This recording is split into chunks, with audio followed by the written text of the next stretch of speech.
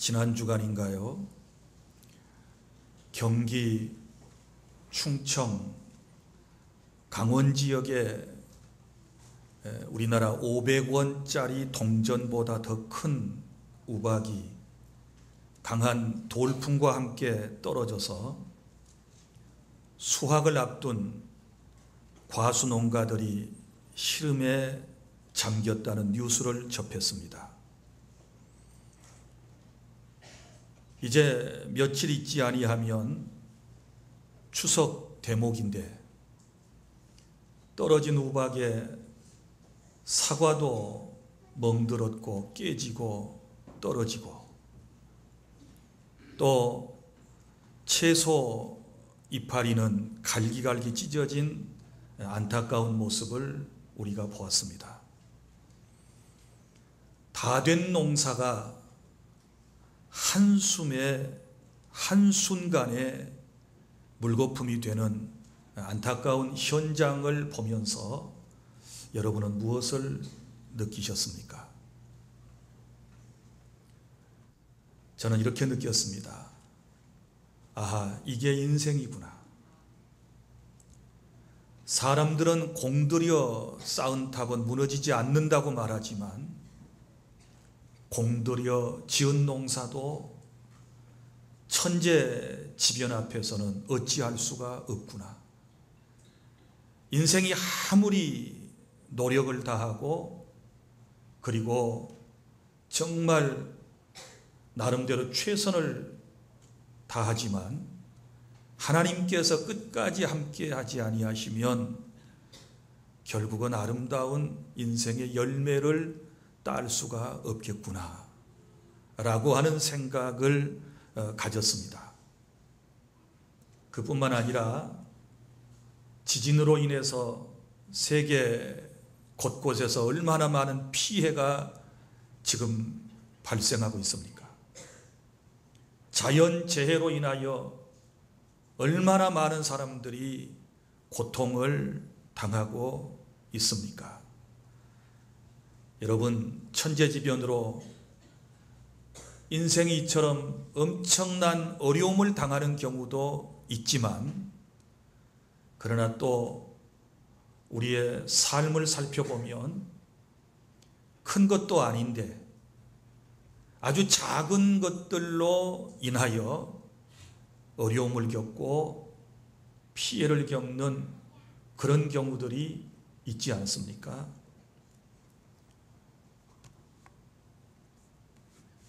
며칠 전에 TV에서 소나무가 군락을 이루는 경상도의 한 마을을 보여준 적이 있습니다.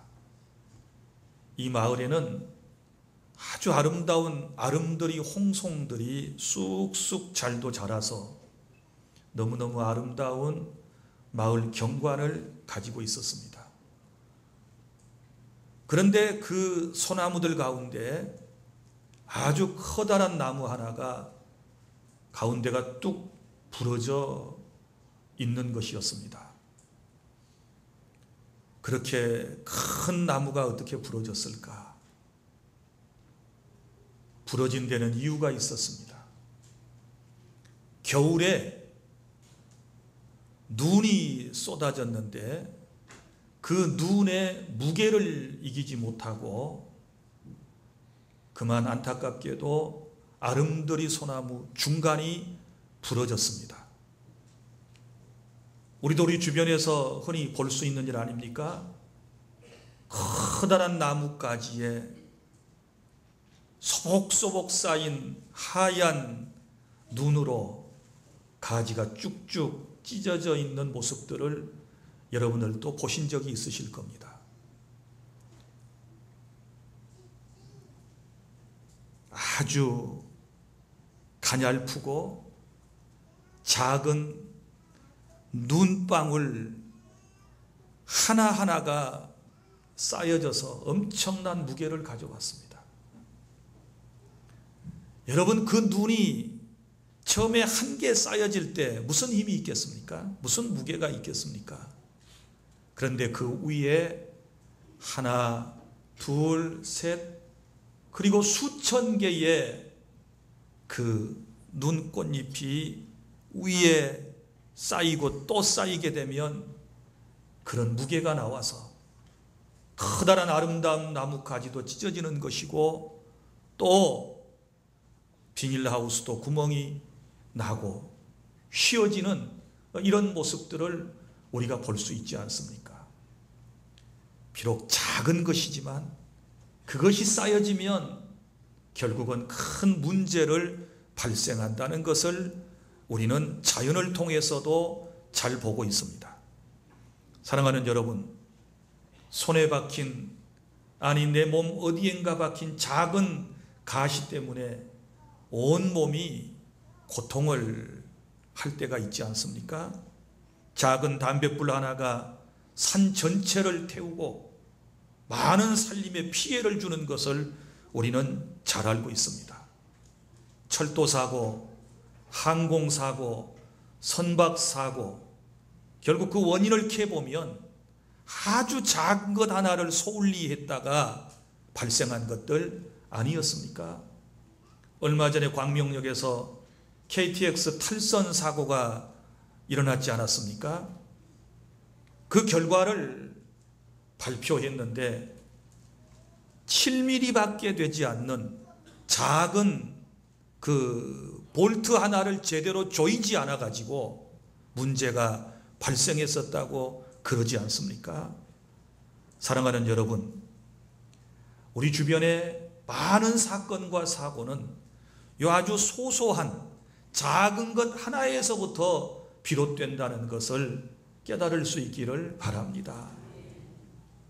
한 사람이 아주 넓은 사막을 통과해서 건너왔습니다. 기자가 와서 질문을 했습니다. 사막을 건널 때 가장 힘들었던 일이 무엇이었습니까? 라고 물었답니다. 사람들은 이런 기대를 원했었겠지요. 사막을 건너오는데 목이 말라서 죽을 뻔했습니다. 목마름이었습니다. 또 사막의 기온차가 워낙 심해서 낮에는 뜨거워 죽을 뻔했고 저녁에는 얼어 죽을 뻔했습니다. 또 이 사막에서 나를 힘들게 했던 것은 전갈들이 모래 속에 숨어 있었던 것이었습니다. 또 혹은 내가 사막을 건너올 때 밤에 맹수들의 울부짖는 소리가 들려올 때 나는 아찔아찔 했었습니다. 아마 이런 얘기들을 기대를 했었을 거예요. 그런데 의외로 이분은 이렇게 대답을 했습니다. 제가 사막을 건너올 때 가장 힘들었던 것은 운동화 속에 들어간, 신발 속에 들어간 작은 모래알 때문에 가장 힘들었습니다. 그 작은 모래알이 피부를 파고드는데 그 통증이 얼마나 심했던지 제가 죽는 줄 알았습니다. 이렇게 대답을 했다고 그러지 않습니까? 사랑하는 여러분, 인생을 살아올 때 큰 것도 문제가 되지만 이런 작은 모래알만큼보다도 더 작은 그런 것들이 내 인생을 힘들게 하고 내 인생을 망가뜨리는 때가 있다는 사실을 우리가 알고서 항상 큰 것만 다루지 말고 작은 것 하나하나도 조심스럽게 다루고 거기를 잘 극복해 나갈 수 있는, 그것을 극복해 나갈 수 있는 그런 지혜를 저와 여러분이 받아야 될 줄로 믿으시기를 바랍니다. 오늘 이 본문의 말씀은 그런 얘기입니다. 큰 것 때문에 포도원이 피해를 본다는 것이 아니고 아주 작은 여우 한 마리 때문에 포도원이 피해를 보게 된다. 그래서 그 작은 여우, 포도원을 허는 작은 여우를 잡아라 라고 하는 것이 오늘 본문에 기록되어 있지 않습니까?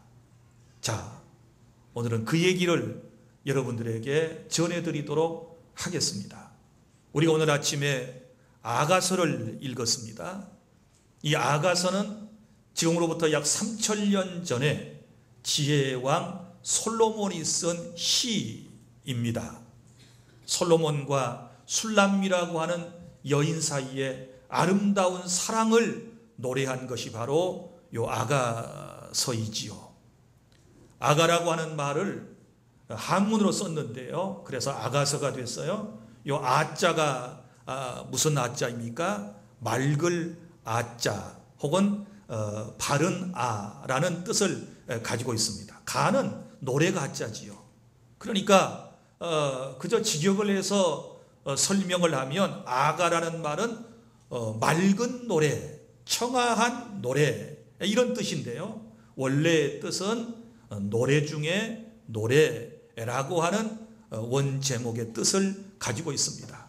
솔로몬의 노래 가운데 노래 중에 노래, 최고의 노래가 사랑의 노래이다. 그걸 쓴 것이 바로 뭐냐 그러면 바로 이 아가서라고 하는 것입니다.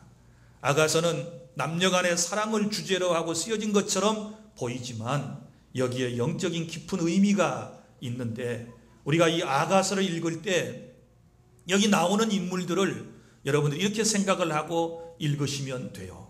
여기 솔로몬 왕은 바로 예수 그리스도를 예표하고 있고요. 그리고 그와 사랑을 나누는 술람미 여인은 우리 교회 성도들을 말씀하고 있고요. 이 사랑하는 사람이 살아가는 주 무대인 포도원은 오늘날 교회 공동체, 내 인생의 공동체, 사회 공동체를 의미한다. 이렇게 생각을 하시면서 여러분들이 아가서의 말씀을 경청해 주시기를 바랍니다. 자, 그러면 첫째, 우리가 이 본문의 말씀을 통해서 깨달아야 할 것은 나를 사랑하셔서 찾아오시는 주님이십니다. 나를 사랑하여 내게 찾아오시는 주님의 모습을 이렇게 묘사를 했습니다. 8절, 내 사랑하는 자의 목소리로구나. 소리를 내면서 부르면서 지금 찾아오고 있습니다. 보라, 그가 산에서 달리고 작은 산을 빨리 넘어오는구나. 왜냐하면 사랑하는 사람을 만나기 위해서 높은 산도 문제가 되지 않고 작은 산도 문제가 되지 않고 빨리 달려서 오는구나. 하나님의 사랑, 그리스도의 사랑을 우리에게 표현하는 것입니다. 그런데 사랑하는 사람을 찾아오는데 산을 넘었다. 이것은 역경, 고난을 얘기하는 것이지요. 예수님께서 우리를 사랑하셔서 저와 여러분을 찾아오실 때 험한 길을 헤치고 오셨습니다. 고난의 길을 헤치고 저와 여러분을 찾아오셨다는 사실을 믿으시기를 바랍니다. 그런데 높은 산을 넘는 것도 작은 산을 넘는 것도 문제가 되지 않았던 것은 그 사랑이 워낙에나 컸기 때문에 빨리 달려올 수 있었다. 하나님의 열정적인 사랑, 그리스도의 열정적인 사랑을 우리에게 말씀하고 있는 것입니다. 그래서 이제 술람미 여인이 한 말이 8절 9절이거든요. 뭐라고 자기 자신을 이제 그 찾아오시는 분을 자기 자신의 표현을 하는가 하면 내 사랑하는 자, 나를 사랑하셔서 찾아오시는 그분이 마치 노루처럼 어린 사슴처럼 찾아와서 우리를 보고 계신다, 엿보고 계신다, 이런 표현을 사용했습니다. 주님의 극진하신 사랑, 애절한 사랑을 이런 식으로 표현을 한 것입니다. 저와 여러분이 이런 사랑을 받고 있다라고 하는 사실을 믿으시기를 바랍니다. 우리는 이렇게 생각하지요. 아이고, 나같이 못난 사람을 누가 사랑해줘? 나처럼 실패한 사람을 누가 사랑해줘? 아무도 찾아주지 않을 거야. 이렇게 생각하지만 사랑의 주님은 그렇지 않습니다.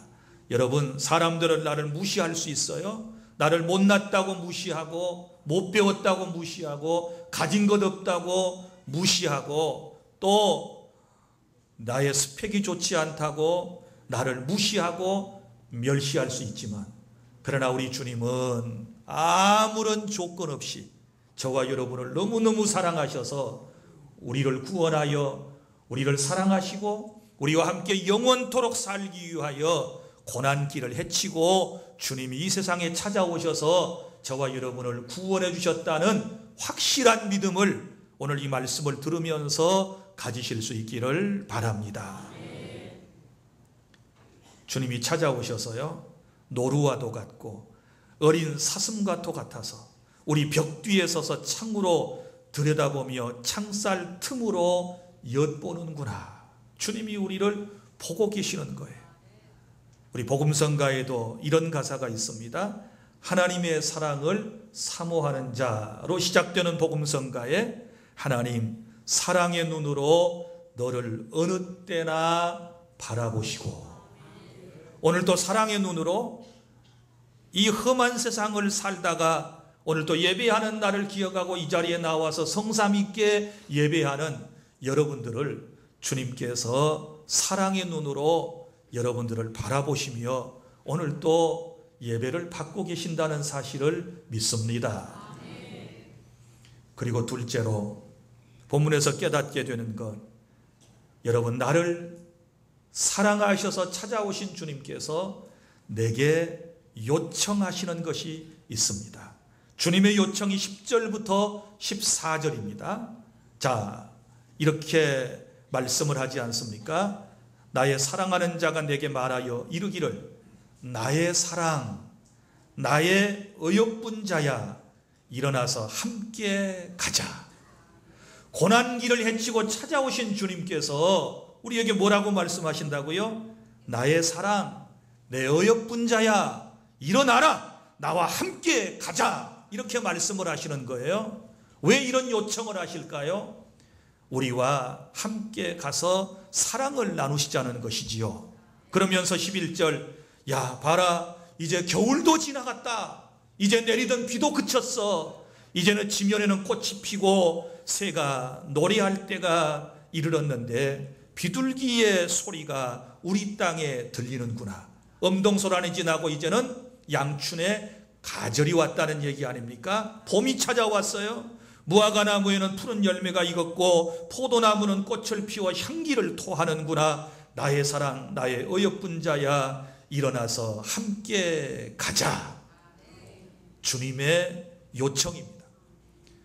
더 이상 주저앉아 있지 말고, 더 이상 슬피 울지 말고, 더 이상 고통 가운데 있지 말고, 더 이상 신음하며 주저앉아 있을 것이 아니라 일어나라, 나와 함께 가자. 이제는 나와 함께 인생을 즐기자. 이제는 나와 함께 행복한 삶을 살아가자 라고 주님께서 우리에게 요청하실 때 우리는 거기에 응답하고 주의 손잡고 일어서서 주님과 함께 하는 멋진 인생을 살아가야 될 줄로 믿으시기를 바랍니다. 그런데 주님께서 또 이런 요청을 하시는 것이지요. 뭐라고 얘기를 하시는가 하면 14절, 바위틈 낭떠러지 은밀한 곳에 있는 나의 비둘기야. 우리의 모습이에요. 바위틈에 낭떠러지에 우리가 살고 있는 인생의 모습이에요. 정말 힘들게 고통 가운데 살아가고 있는 인생의 모습이에요. 그런데 나의 비둘기야, 네 얼굴을 보게 하라, 이렇게 말씀하지요. 자, 그동안 숨어 있었단 말이죠. 어디에? 바위틈에 비둘기처럼 숨어 있는데 주님이 야, 이제 나와, 네 얼굴을 좀 보자. 내 얼굴을 보게 하라. 내 소리를 듣게 하라. 그렇게 말씀을 하시면서 이렇게 말씀하지요. 내 소리는 뭐하고? 부드럽고 내 얼굴은 아름답구나. 이렇게 말씀해요. 사람이 눈이 마주쳐야 되고 얼굴과 얼굴을 함께 볼 수 있을 때 우리가 사랑을 할 수가 있는 것 아니겠습니까? 마찬가지입니다. 매주일 우리가 주님 앞에 나오는 것은 바로 주님의 이러한 요청 때문입니다. 야, 내가 너의 아름다운 얼굴을 보고 싶어. 너의 정말 부드러운 목소리를 내가 듣고 싶어 하고 주님이 우리를 불러주시는 것이고, 우리는 그런 모습으로 주님께 예배하고 주님을 경배하고 주님을 섬기는 그러한 하나님의 사람들이 되셔야 될 줄로 믿으시기를 바랍니다. 그래서 구원받은 성도는 겉도 속도 다 아름답고 주님의 마음을 닮아야 주님과 아름다운 교제가 이루어질 수 있는 줄로 깨달을 수 있기를 바랍니다. 자, 그래서 이제 찾아오신 주님과 우리가 늘 아름다운 사랑의 교제를 나누며 날마다 하루하루를 살아가게 됩니다. 그런데 안타깝게 세 번째 15절부터 17절에 행복한 삶을 살아가는, 주님과 나와 아름다운 영적인 교제를 나누며 살아가는 우리들에게 누가 찾아왔습니까? 여기 여우가 찾아왔습니다. 15절, 우리를 위하여 여우 곧 포도원을 허는 작은 여우를 잡으라. 우리의 포도원에 꽃이 피었습니다. 이렇게 말씀을 하고 있는데요. 자, 그러면 차근차근 볼까요? 여기 포도원을 허는 작은 여우, 이렇게 말씀을 했는데 이 포도원이 도대체 무엇일까요? 여기서 말하는 포도원은 처음에 여러분에게 말씀을 드린 것처럼 교회 공동체라고 말씀을 드렸습니다. 너른 의미에 있어서 우리 교회 공동체를 허는 작은 여우가 있다. 또 여기서 포도원은 우리의 가정을 말씀을 하는 것이고, 우리의 직장을 말하는 것이고, 그리고 또한 사회 공동체를 말씀을 하고 있는 것입니다. 그리고 더 좁은 의미에서 말씀을 드리면 이 포도원은 우리의 마음을 말씀을 하고 있는 것이죠. 우리 자신을 가리키는 말씀이다. 이렇게 여러분들이 생각해 보시기를 바랍니다. 그런데 늘 우리 교회 공동체를 허물려고 하는, 찾아오는 작은 여우가 있어요. 우리 가정을 깨뜨리려고 하는 작은 여우가 있어요. 이 나라와 민족을 깨뜨리려고 하는 작은 여우가 있어요. 나를 무너뜨리려고 하는, 나를 넘어뜨리려고 하는, 내 인생을 망하게 하려고 하는 이런 작은 여우가 찾아온다는 사실을 우리는 분명히 알아야 하는 것입니다. 자, 그러면 보세요. 작은 여우는 무엇일까요? 작은 여우를 잡으라 그랬는데 이 작은 여우는 영적으로 말하면 사탄의 세력이지요. 마귀를 의미하고 있는 것이지요. 마귀가 하는 일이 뭐예요? 하나님과 인간과의 관계를 깨뜨리는 것 아니겠습니까? 갈라 놓는 데 그 목적이 있는 것이지요. 신앙생활을 방해하고 내 인생을 쓰러뜨리고 우리의 가정과 우리 교회 공동체를 파괴시키는 일을 하려고 하는 것이 바로 사탄이 하는 짓이다 라고 하는 것을 우리는 잘 알고 있습니다. 사탄은 건강한 인격도 무너뜨리고, 그리고 건강한 육체도 쓰러뜨리려고 작은 여우처럼 역사하고 있는 것이지요. 우리 영적으로 분명한 인지를 하시고 우리가 준비를 철저히 해야 될 줄로 믿습니다. 그런데 자, 이 사탄을 뭐라고 비유를 했는가 하면 작은 여우, 그래서 여우, 여기에는 깊은 뜻이 있다라고 생각을 합니다. 여우의 특징을 살펴보면 내 인생을 허무는 것이 뭔가를 알 수 있어요. 그게 큰 것일 수도 있지만 아주 소소한 작은 것들일 수가 있는데, 여우가 가지고 있는 모든 특성을 이해하면 금방 나를 무너뜨리려고 하는 여우를 알 수 있어요. 자, 여우는 의심 많은 동물이죠. 여우처럼 의심 많은 동물이 어디 있습니까? 이처럼 뭐가 나를 넘어뜨리느냐? 내 신앙을 넘어뜨리는 것, 그것은 의심이에요. 의심. 에덴 동산에서도 사탄이 아담과 하와를 꿰어가지고 의심을 심어줬잖아요. 하나님의 말씀을 의심하게 했잖아요. 하나님의 사랑을 의심하게 했잖아요. 하나님의 말씀을 의심하게 해서 결국은 범죄하게 한 것처럼 의심이 나를 무너뜨리는, 내 신앙을 무너뜨리는 작은 여우가 된다는 사실을 아셔야 해요. 그래서 의심은 믿음으로 물리쳐야 될 줄 믿습니다. 그리고요, 또 여우의 특징이 무엇입니까? 자꾸 뒤를 돌아보지요. 뒤를 자꾸 돌아보는 것이 여우의 특징이에요. 가다가도 뒤돌아보고.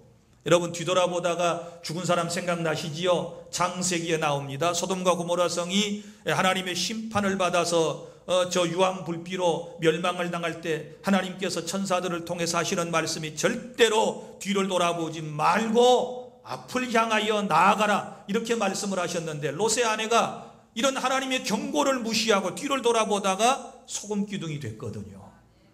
여러분, 하나님만 믿고 의지하고 나가다가 자꾸 세상을 돌아보면 이런 일이 생길 수 있습니다. 예수님께서 이런 말씀을 하셨지 않았습니까? 주님을 따르겠다라고 결심하고 찾아온 제자들에게 손에 쟁기를 잡고 뒤를 돌아보는 사람은 내게 하나님의 나라에 합당하지가 않다, 이렇게 말씀을 하셨습니다.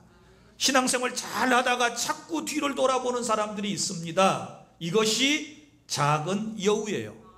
이것 때문에 결국은 다시 세상으로 돌아가 버리는 사람이 얼마나 많이 있습니까? 그리고 또 작은 여우의 특징은 변덕스러움입니다. 여우는 자꾸 잘 변하지요. 여기서 웃었다가 저기서 울었다가 얼굴이 푸르락 파르락, 마음을 정한 데 두지 못하고, 그런 사람을 우리가 흔히들 말하고 그러죠. 여우 같은 사람, 저 여시. 하도 변덕스러우면 백여시.